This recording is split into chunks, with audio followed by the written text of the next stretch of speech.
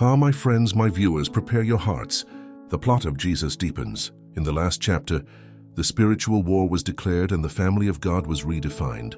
But now the Master changes the game. He will reveal the mysteries of the kingdom through enigmas, simple stories but with cosmic twists. And the drama doesn't stop. We will see the final betrayal, the multiplied bread, the defied water, and the terrible price of divorce. If this beautiful story of revelation about the Gospel of Matthew interested you, don't forget to subscribe to our channel and tell us from which city you are watching us. Chapter 13. The Seven Mysteries of the Kingdom, the Master of Enigmas. Jesus leaves the house and sits by the sea. The crowd is so large that he gets into a boat and from there begins to speak. The words now come in the form of enigmas, the parables. One the sower and the four soils, he casts the seed. Behold, a sower went out to sow, and as he sowed, some seed fell by the wayside, and the birds came and devoured it. Other part fell on rocky places, where it did not have much earth, and it sprang up quickly, because it had no depth of earth. But when the sun came up, it was scorched, and because it had no root, it withered away. Other fell among thorns, and the thorns grew up and choked it. And other fell on good ground and yielded a crop, some 100-fold, some 60, some 30. He who has ears to hear, let him hear. The disciples, confused, ask, "Why do you speak to them in parables?" And here the first revelation. Because it is given to you to know the mysteries of the kingdom of heaven, but to them it is not given. They saw but did not see. They heard but did not understand. The parable of the parable. Jesus explains, "The seed by the wayside is he who hears the word, but the wicked one comes and snatches it away. The rocky place is he who hears with joy but has no root. When distress or persecution comes, he immediately stumbles. The thorns are the cares of this world, and the deceitfulness of riches which choke the word. But the good ground is he who hears, understands, and bears fruit. To the wheat and the tares. The kingdom is like a man who sowed good seed in his field.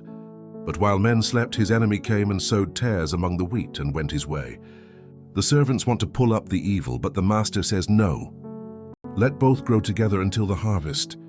And at the time of harvest, I will say to the reapers, first gather together the tares and bind them in bundles to burn them. But gather the wheat into my barn. The tares and the wheat will coexist in the world until the day of judgment.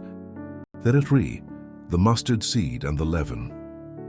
The kingdom of heaven is like a mustard seed which a man took and sowed in his field, which indeed is the least of all the seeds. But when it is grown, it is the greatest among herbs and becomes a tree, so that the birds of the air come and nest in its branches. The kingdom is like leaven, which a woman took and hid in 3 measures of meal till it was all leavened. The mystery of invisible growth. 4.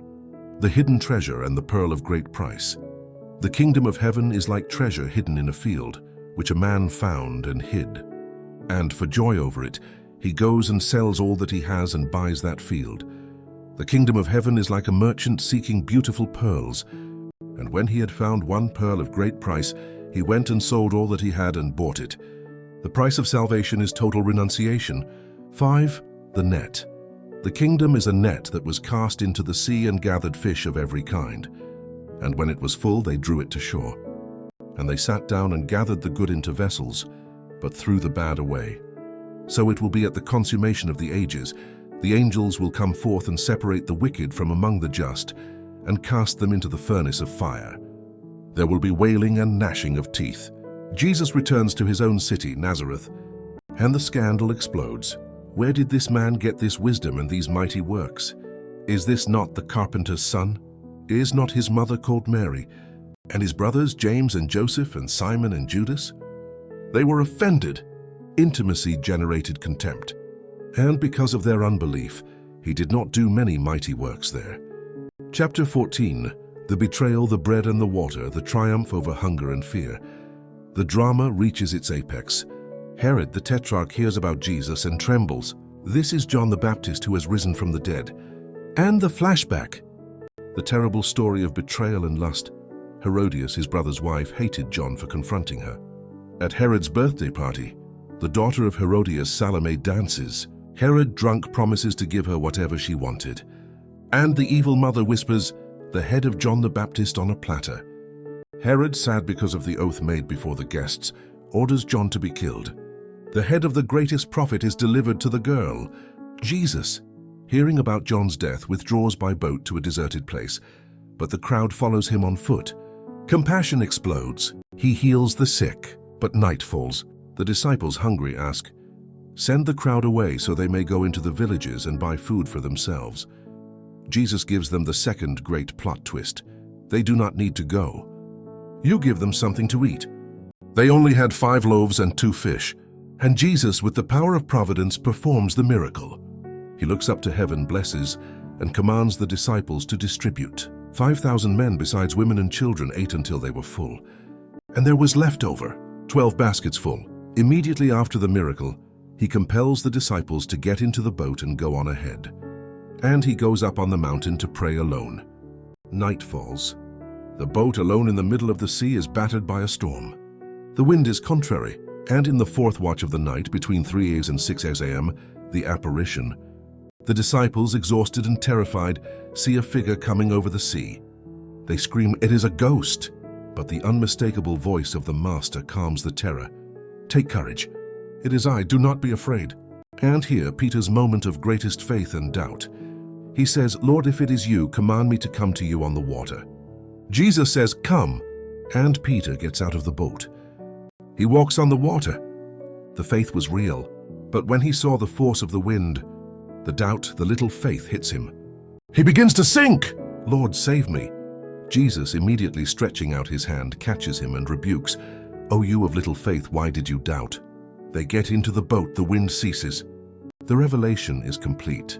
Everyone there, Peter, Matthew, John, falls down and worships him. "Truly you are the Son of God." Chapter 15. The conflict of tradition and the healing of the Canaanite woman. The Master is in Gennesaret. His fame is total, but the enemy surrounds him. The Pharisees and scribes come from Jerusalem. The criticism is one of authority. "Why do your disciples transgress the tradition of the elders? For they do not wash their hands when they eat bread." The betrayal here is the inversion. They cared more about the ritual washing of hands than about the heart. Jesus rebukes them with holy fury. "Why do you also transgress the commandment of God because of your tradition? You have invalidated the commandment of God because of your tradition." They used the law to deny honor to their parents, and the great revelation about impurity. What contaminates a man is not what enters the mouth, but what comes out of the mouth. This is what contaminates a man. Peter, confused, asks for the explanation of the parable. Jesus rebukes him. "Are you also still without understanding?" and explains the essence of evil. "But those things which proceed out of the mouth come from the heart, and they defile a man. For out of the heart proceed evil thoughts, murders, adulteries, fornications, thefts, false witness, blasphemies. These are the things which defile a man." He withdraws to the region of Tyre and Sidon and encounters a terrible drama. A Canaanite woman, pagan foreigner, cries out, "Lord, Son of David, have mercy on me, for my daughter is severely demon-possessed." The disciples, tired of her crying, ask Jesus, "Send her away, for she cries out after us." And the trial by fire. Jesus ignores her, saying, "I was not sent except to the lost sheep of the house of Israel." The woman persists. She kneels, "Lord, help me." Jesus tests her faith with the harshest sentence. "It is not good to take the children's bread and throw it to the little dogs," using a term of cultural contempt. And here, the most surprising faith. The woman is not offended. She uses the insult to beg, "Yes, Lord, yet even the little dogs eat the crumbs that fall from their master's table." Jesus is astonished. He yields. "O woman, great is your faith. Let it be to you as you desire." And her daughter was healed from that very hour. The foreigner's faith once again humiliates the unbelief of those inside. Jesus returns to the shore of the Sea of Galilee, goes up on the mountain and sits down. And the crowd comes with their lame, blind, mute, maimed, and many others. He heals them all, and the crowd glorifies the God of Israel. And history repeats itself. Once again, he multiplies the bread. This time, he had 7 loaves and a few little fish, and the crowd was 4,000 men besides women and children. They ate, were filled, and gathered 7 full baskets. Chapter 16. The Leaven and the Rock, the Great Recognition. The war does not cease. The Pharisees and the Sadducees, the theologically liberal rich, join together against Jesus, asking for a sign from heaven to test him. Jesus sighs, "Hypocrites!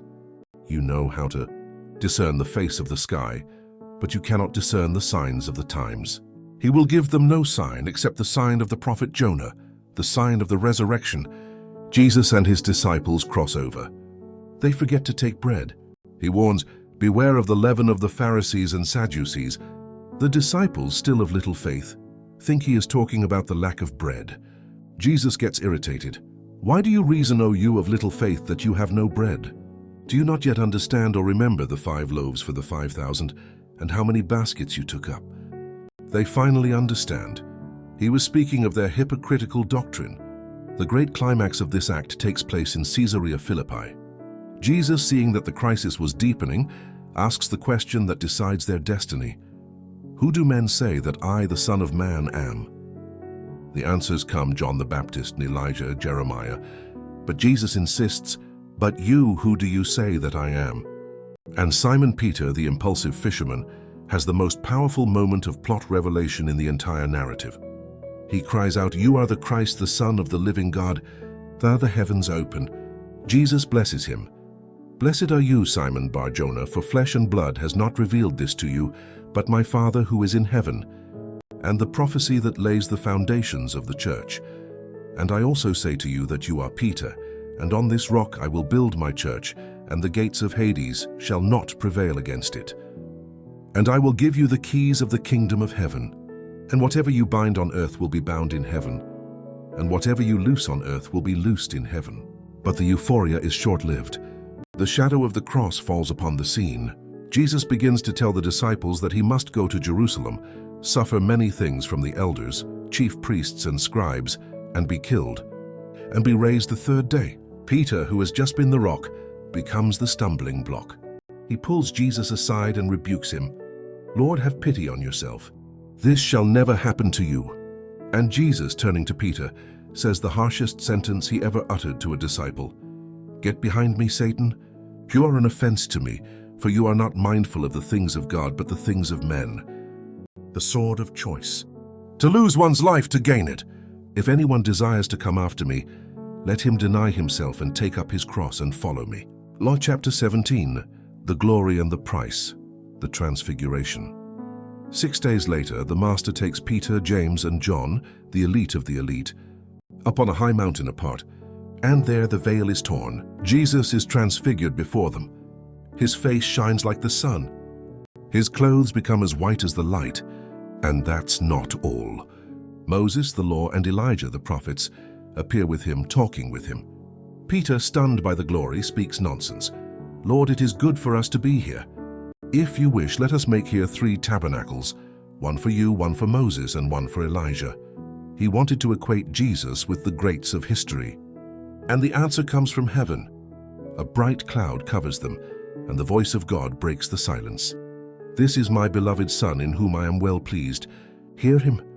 The disciples fall on their faces, full of fear. Jesus touches them and says, "Arise and do not be afraid." When they look up, there was no one except Jesus.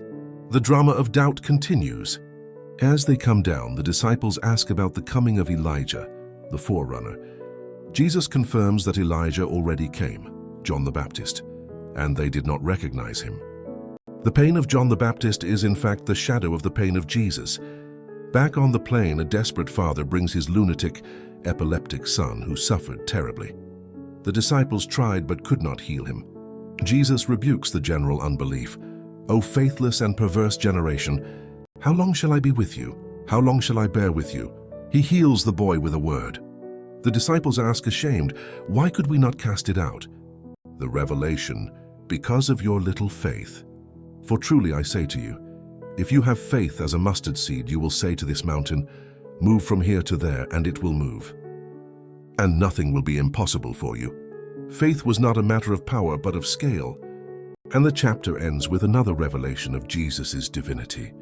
Those who collected the temple tax, the didrachma, approach Peter.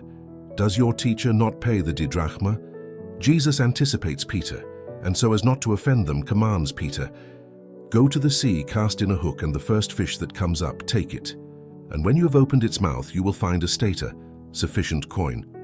Take that and give it to them for me and you." The master who could make the fish catch the coin. Sovereignty over the system. Chapter 18. The rule of the kingdom and the incalculable forgiveness. The drama is now internal.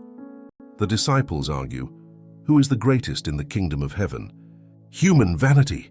Jesus sits down and calls a child, and places him in their midst. Truly I say to you, unless you are converted and become as little children, you will by no means enter the kingdom of heaven. The greatest is the most humble.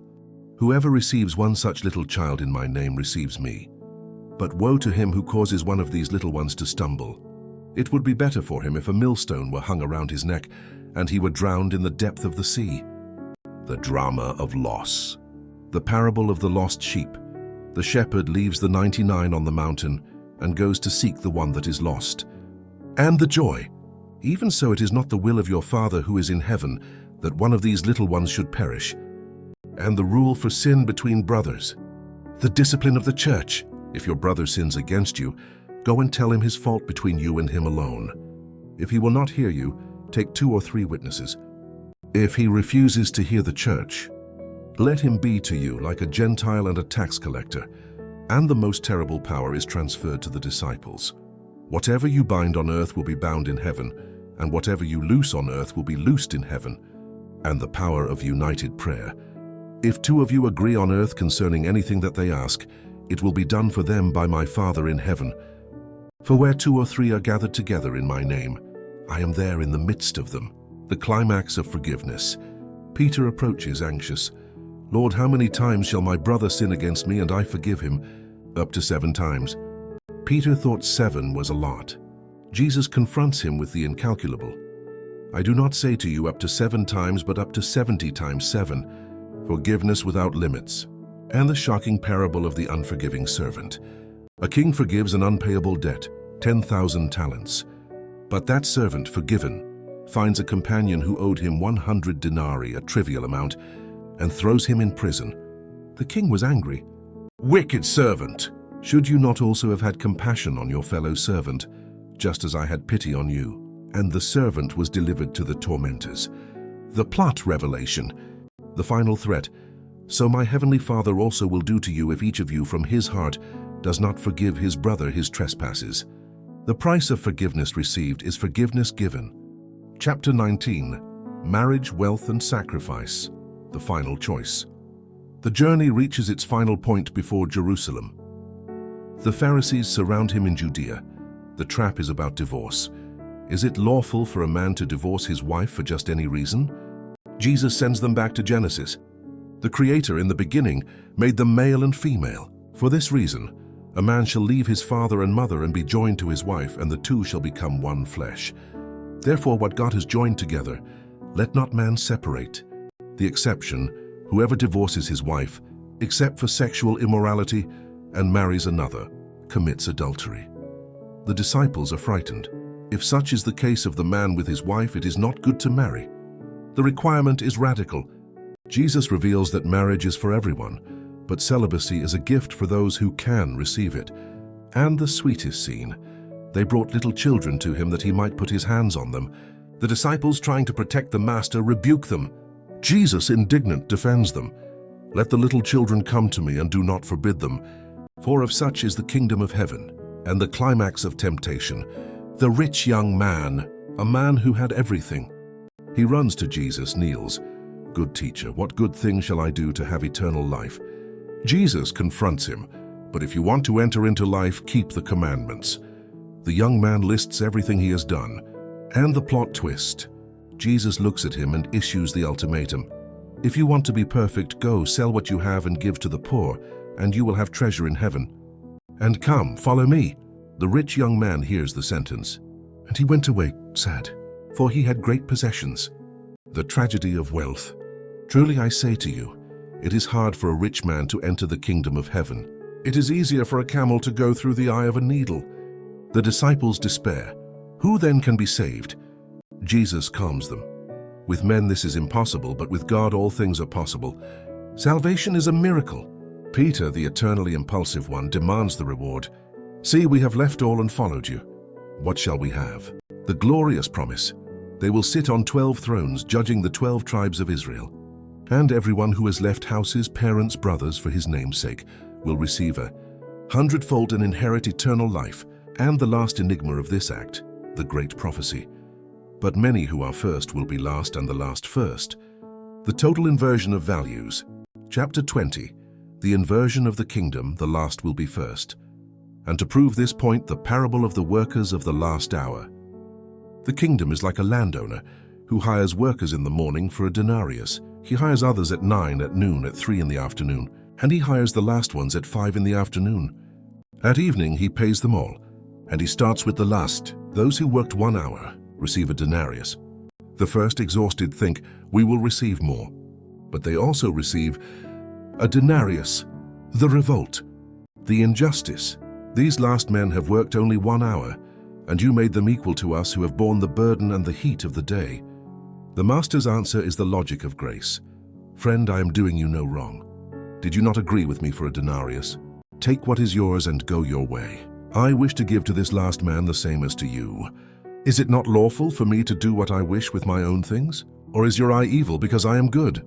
And the moral of the story, the inversion of human logic. So the last will be first and the first last. Jesus goes up to Jerusalem. The tension is at its peak. He pulls the 12 aside and for the third time prophesies his death with details. Behold, we are going up to Jerusalem, and the Son of Man will be betrayed to the chief priests and to the scribes. And they will condemn him to death, and deliver him to the Gentiles to mock and to scourge and to crucify. And the third day he will rise again, and the disciples. Did they understand? No. The drama of human vanity. The mother of James and John approaches. She kneels. Teacher, grant that these 2 sons of mine may sit, one on your right hand and the other on the left, in your kingdom. The other 10 disciples are indignant. The fury of envy, Jesus calls them. The lesson on power. You know that the rulers of the Gentiles lord it over them. It shall not be so among you. But whoever desires to become great among you, let him be your servant. And whoever desires to be first among you, let him be your slave. And the revelation of his own mission. Just as the Son of Man did not come to be served, but to serve and to give his life a ransom for many. Leaving Jericho. 2 blind men, sitting by the roadside.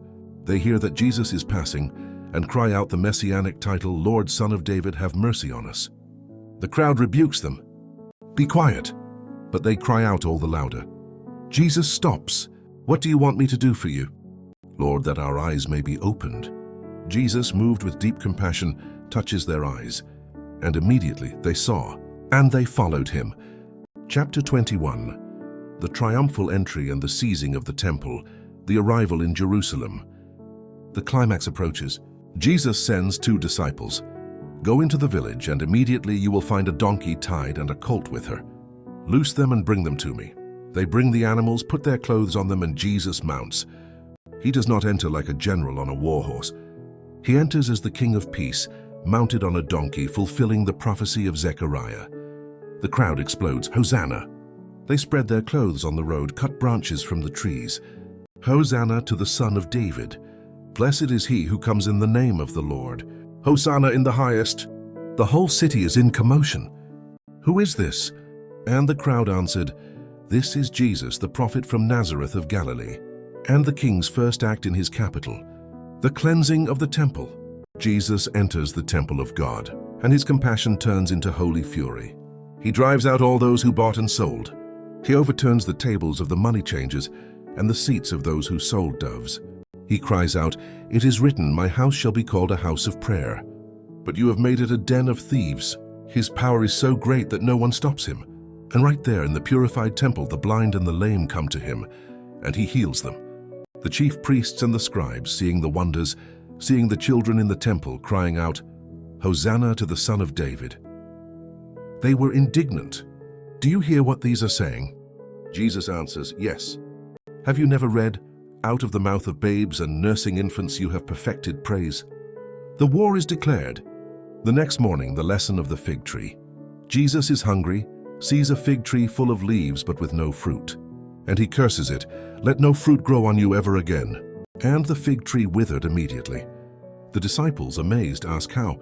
Jesus gives them the secret of faith. If you have faith and do not doubt, you will not only do what was done to the fig tree, But also if you say to this mountain, 'Be removed and be cast into the sea,' it will be done. Back to the temple, the trap, the chief priests surround him. By what authority are you doing these things? And who gave you this authority?" Jesus catches them in their own trap. "I also will ask you one thing. The baptism of John, where was it from? From heaven or from men?" They freeze. If they said from heaven, Jesus would ask, "Why then did you not believe him?" If they said from men, the crowd would stone them, for they all held John as a prophet. They answer cowardly, "We do not know." Jesus retorts, "Neither will I tell you by what authority I do these things." And he attacks them with parables. The parable of the two sons, the first says, "I will not go," but repented and went. The second says, "I go, sir," and did not go. Which one did the will of the Father? And the sentence, "Truly I say to you that the tax collectors and the harlots enter the kingdom of God before you. For John came to you and you did not believe him, but the tax collectors and the harlots believed him. And you, seeing it, did not afterward repent." And the final parable of accusation, the parable of the wicked vine dressers. There was a landowner who planted a vineyard and leased it to vine dressers. When the time for fruit drew near, he sent his servants. And the vine dressers took his servants, beat one, killed one, and stoned another. He sent more servants. They did the same. Last of all, he sent his son to them, saying, "They will respect my son." But when the vine dressers saw the son, they said among themselves, "This is the heir. Come, let us kill him and seize his inheritance." And they caught him and cast him out of the vineyard and killed him. Jesus asks the Pharisees, "Therefore, when the owner of the vineyard comes, what will he do to those vine dressers?" They give their own sentence. "He will bring those wretches to a wretched end and lease his vineyard to others." And Jesus drives home the prophecy of David. Have you never read in the scriptures, "The stone which the builders rejected, this has become the chief cornerstone"? And the final revelation, "Therefore I say to you, the kingdom of God will be taken from you and given to a nation bearing the fruits of it. And whoever falls on this stone will be broken, but on whomever it falls it will grind him to powder." The Pharisees, hearing this, understood. They knew he was speaking about them, and they sought to arrest him, but they feared the people. Chapter 22, the final traps and the great silence. The tension is at its peak. The war of words continues. The parable of the wedding feast. A king celebrates the wedding of his son. He sends his servants to call the guests, and they were not willing to come. They made light of it. They went to their business. And the servants, they killed them. The king was furious. He sent out his armies, destroyed those murderers, and burned up their city. The party must go on. Go therefore into the highways, and as many as you find invite to the wedding. And the feast was filled with both bad and good. But the king comes in and sees a man without a wedding garment, the garment of grace, of justice. Friend, how did you get in here without a wedding garment? And the man was speechless. Bind him hand and foot, take him away and cast him into outer darkness. There will be weeping and gnashing of teeth. And the warning, for many are called, but few are chosen. The elite unite against him. The traps. Trap 1, the Herodians. Politics. Teacher, is it lawful to pay taxes to Caesar or not? If he said yes, he would lose the Jewish people. If he said no, he would be arrested by Rome. Jesus perceives their wickedness. Hypocrites. Why do you test me? Show me the tax money. They bring him a denarius. Whose image and inscription is this? They answer, Caesar's. And the answer that echoes through eternity, the separation of church and state. Render therefore to Caesar the things that are Caesar's, and to God the things that are God's. When they heard this, they marveled, and left him. Trap 2, the Sadducees. Theology. They did not believe in the resurrection, and they bring the enigma. Teacher, Moses said, if a man dies having no children, his brother shall marry his wife. Now there were with us 7 brothers. The first married and died without children. The second, the third, even to the 7th. Last of all, the woman died also. Therefore, in the resurrection, whose wife of the 7 will she be? Jesus rebukes them for their ignorance. You are mistaken, not knowing the scriptures nor the power of God. The revelation. For in the resurrection they neither marry nor are given in marriage, but are like the angels of God in heaven. And about the resurrection, have you not read what was spoken to you by God, saying, I am the God of ye, Abraham, the God of Isaac, and the God of Jacob. Now God is not the God of the dead, but of the living." The crowd, hearing this, was astonished. Trap 3. The Pharisees. The law. Seeing that he had silenced the Sadducees, a doctor of the law tests him. "Teacher, which is the great commandment in the law?" And Jesus summarizes everything. "You shall love the Lord your God with all your heart and with all your soul and with all your mind. This is the first and great commandment. And the second is like it. You shall love your neighbor as yourself. On these two commandments hang all the law and the prophets." He defeated all the traps. Jesus' counter move. Now it is he who asks, "What do you think about the Christ? Whose son is he?" They answer proudly, "Of David." And Jesus corners them. "How then does David in the Spirit call him Lord, saying, 'The Lord said to my Lord, sit at my right hand till I make your enemies your footstool'? If David then calls him Lord, how is he his son?" The silence, the absolute silence. No one was able to answer him a word, and from that day on, no one dared question him anymore. Chapter 23, the Great Revelation, the Sermon of the Woes. The war is over. The victory is his. And now, my friends, the climax, the verdict. Jesus turns to the crowd and to the disciples and delivers the most terrible and powerful sermon, the final unmasking of the hypocrites. The scribes and the Pharisees sit in Moses' seat. "Therefore, whatever they tell you to observe, that observe and do. But do not do according to their works, for they say, and do not do. They bind heavy burdens, hard to bear, and lay them on men's shoulders, but they themselves will not move them with one of their fingers. And they do all their works to be seen by men. They make their phylacteries broad and enlarge the borders of their garments. They love the best places at feasts, the best seats in the synagogues, greetings in the marketplaces, and to be called Rabbi, Rabbi. But you do not be called Rabbi, for one is your teacher, and you are all brethren. And do not call anyone on earth your father, nor be called teachers. He who is greatest among you shall be your servant, and whoever exalts himself will be humbled, and he who humbles himself will be exalted." And now, the 7 woes, the condemnation. "Woe to you, scribes and Pharisees, hypocrites! For you shut up the kingdom of heaven against men. For you neither go in yourselves, nor do you allow those who are entering to go in. So woe to you, scribes and Pharisees, hypocrites! For you devour widows' houses, and for a pretense make long prayers. So woe to you, scribes and Pharisees, hypocrites! For you travel land and sea to win one proselyte, and when he is won, you make him twice as much a son of hell as yourselves. Woe to you, blind guides, who say, whoever swears by the temple, it is nothing. But whoever swears by the gold of the temple, he is obliged. Fools and blind! For which is greater, the gold or the temple that sanctifies the gold? So woe to you, scribes and Pharisees, hypocrites! For you pay tithe of mint and anise and cumin, and have neglected the weightier matters of the law, justice and mercy and faith. Blind guides, who strain out a gnat and swallow a camel. So woe to you, scribes and Pharisees, hypocrites! For you cleanse the outside of the cup and dish, but inside they are full of extortion and self-indulgence. Blind Pharisee, first cleanse the inside of the cup, that the outside of it may be clean also. So woe to you, scribes and Pharisees, hypocrites! For you are like whitewashed tombs, which indeed appear beautiful outwardly, but inside are full of dead men's bones and all uncleanness. Even so you also outwardly appear righteous to men, but inside you are full of hypocrisy and iniquity. The final accusation. They build tombs for the prophets their fathers killed. Fill up then the measure of your fathers. Serpents, brood of vipers, how can you escape the condemnation of hell? He sends prophets, wise men, and they kill, crucify, scourge them, so that on them may come all the righteous blood shed on the earth. And the final lament. The master's heart breaks over the city that rejected him. O Jerusalem, Jerusalem, you who kill the prophets and stone those who are sent to you. How often I wanted to gather your children together, as a hen gathers her chicks under her wings, but you were not willing. See, your house is left to you desolate. Ah, what an ending! What a climax! The house is empty. The rock was rejected. The tombs were exposed. The choice has been made.